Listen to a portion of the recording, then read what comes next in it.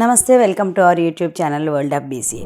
సరే, నేను నిన్న ఒక ఎపిసోడ్లో మళ్ళీ కంటిన్యూ చేసుకుందాం. నెక్స్ట్ ఎపిసోడ్ 2 అదేంటంటే భార్యాభర్తల మధ్య రిలేషన్ కాదు, అండర్స్టాండింగ్ ఎలా ఉంటుంది, అర్థం చేసుకునే విధానం ఎలా ఉంటుంది అని.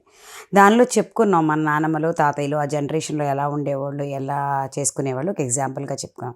సో దాని కంటిన్యూషన్ ఎక్స్ప్లెనేషన్ నేను ఇప్పుడు చెప్తున్నాను.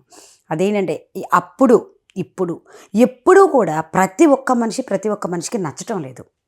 అంటే ఆ రోజుల్లో కూడా నానమ్మ తాతయ్య ఒకరికొకళ్ళు, నా అమ్మమ్మ తాతయ్య ఒకరికొకళ్ళు నచ్చటం అనేది లేదు.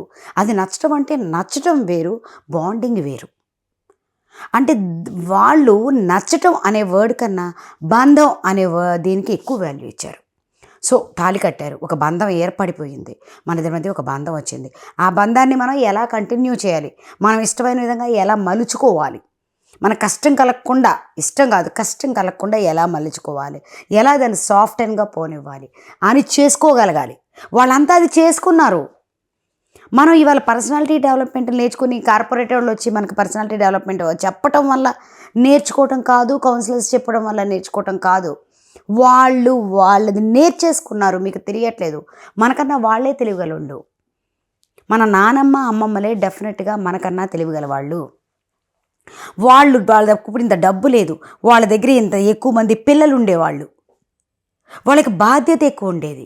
అయినా సరే వాళ్ళు దాన్నే సమర్థించుకుంటూ వాళ్ళ విధానంలో వాళ్ళు నడుచుకుంటూ వాళ్ళు మ్యాక్సిమం దేనికి లోటు చేసుకోకుండా పిల్లల్ని వాళ్ళకన్నా పెద్ద లెవెల్లో సెటిల్ చేసేటట్టుగా తయారయ్యి వాళ్ళకున్న దానిలో బ్రతికారు.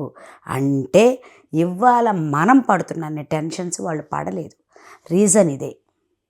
ఎందుకంటే వాళ్ళు ఇది నాకు నచ్చింది నచ్చలేదు అనే వర్డ్ కన్నా వాళ్ళు ఆ బంధానికి విలువిచ్చారు.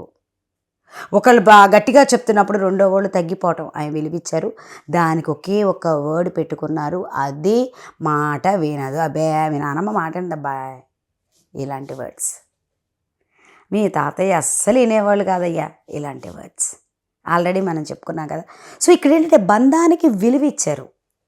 మనం దేనికి ఇస్తున్నామో తెలుసా? మనం ఇష్టానికి ఇస్తున్నాం, ఇష్టానికి నచ్చటానికి ఇస్తున్నాం. నచ్చిన కూర, ఇష్టమైన కూర ఓ ముద్ద ఎక్కువ తింటాం, పోనీ నచ్చని కూర ఒక ముద్ద తక్కువ తింటాం. కానీ కూర నచ్చట్లేదని తినడం మానేం కదా. అదే ఇక్కడికి వస్తుంది, అంత చిన్న ఎగ్జాంపులే ఇక్కడికి వస్తుంది.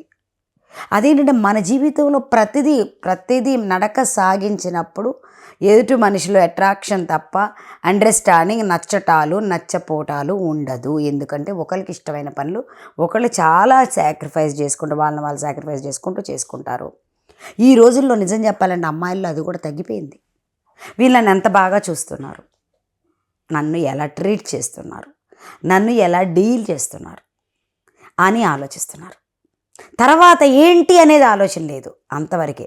సో వీడు నాకు నచ్చలేదు, సో మా ఇద్దరికి సరిపడదు, సో నన్ను ఈ టైంలో నేను ఇది ఎక్స్పెక్ట్ చేశాను, అతను చేయలేదు. మార్నింగ్ నేను నిద్ర లేవలేదు, నన్ను ఇలా బతిమాలతాడు అనుకున్నాను, ఇలా పని చేస్తాడు అనుకున్నాను, చేయలేదు. ఏమైంది అని అడగలేదు.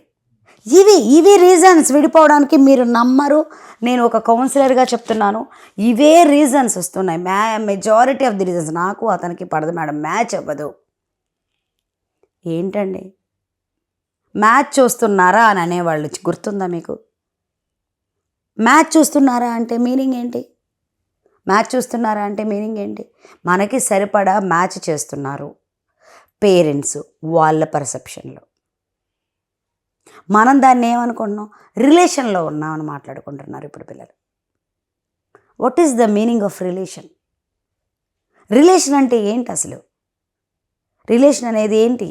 ఎవరితో రిలేషన్? ఏ విధమైన రిలేషన్? ఏ విధమైన బంధం? ఓకే, నెక్స్ట్ ఎపిసోడ్లో మళ్ళీ కలుద్దాం. సబ్స్క్రైబ్ చేయండి, లైక్ చేయండి, టంగు మనకి గంట కొట్టండి.